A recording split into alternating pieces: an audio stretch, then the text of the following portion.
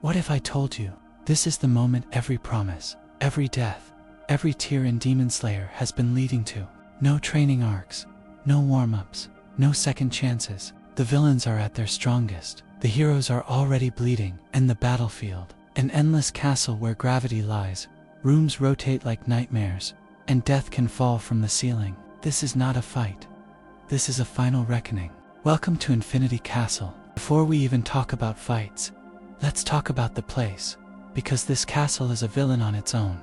The Infinity Castle is Muzan Kibutsuji's domain, created and controlled by Nakime, the Biwa demon. With a single strum of her instrument, the entire castle shifts. Floors become walls, ceilings become death traps, rooms slide, flip, separate fighters. Allies get thrown miles apart in seconds. Imagine fighting for your life, while the building itself is trying to kill you. Yeah, fun. This place exists to isolate, confuse, and break demon slayers, and Muzan uses it perfectly. The movie wastes zero time. The moment Muzan is cornered, instead of panicking, he smiles because that man is allergic to consequences. He drags everyone, Tanjiro, Zenitsu, Inosuke, all the Hashiras straight into the Infinity Castle. No planning, no formation, no teamwork. Everyone gets scattered. And right there, you realize, oh, this is going to be brutal.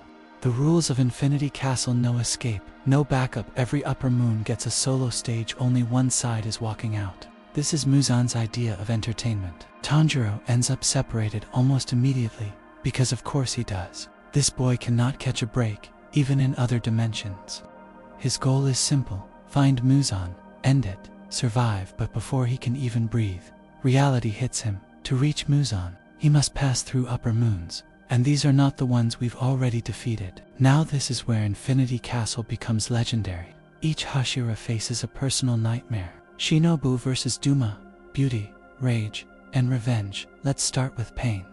Shinobu Kocho faces Duma, upper rank 2, the smiling psychopath who killed her sister. Duma doesn't fight with hatred, he fights with joy, which somehow makes it worse. Shinobu knows something terrifying. She cannot physically defeat him. So what does she do? She turns her entire body into poison. Yes, she sacrifices herself. She plans to die. This isn't a fight. It's revenge through intelligence. And when Duma finally realizes what she's done, too late. It's one of the most heartbreaking, respectful, and rage-filled moments in Demon Slayer.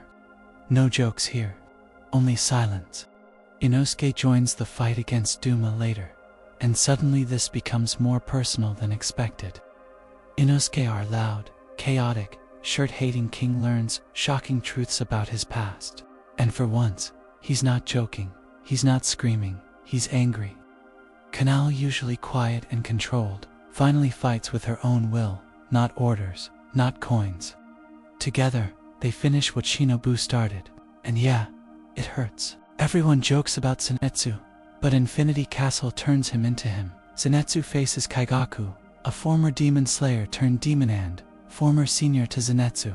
This fight is personal. Same breathing style, same training, completely different paths. Zenitsu doesn't scream, he doesn't cry, he doesn't run. He creates his own thunder-breathing form, and when he attacks, it's clean, fast, merciless. That's when everyone realizes, oh, Zenitsu grew up. Now let's talk about upper rank 1.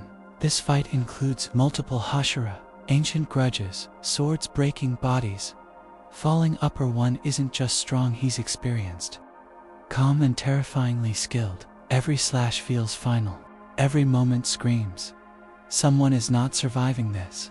This battle defines what it means to be a Hashira.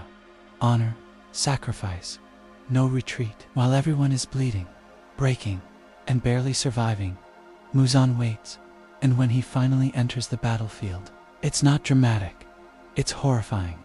His presence alone crushes hope. This isn't a demon. This is a disaster given flesh. And now, Tanjiro stands face to face with the source of everything. This arc is not just fights.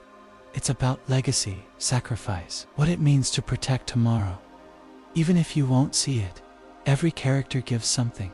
Some give strength, some give dreams, some give their lives.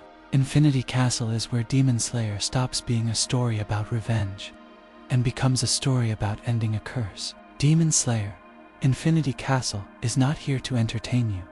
It's here to test you.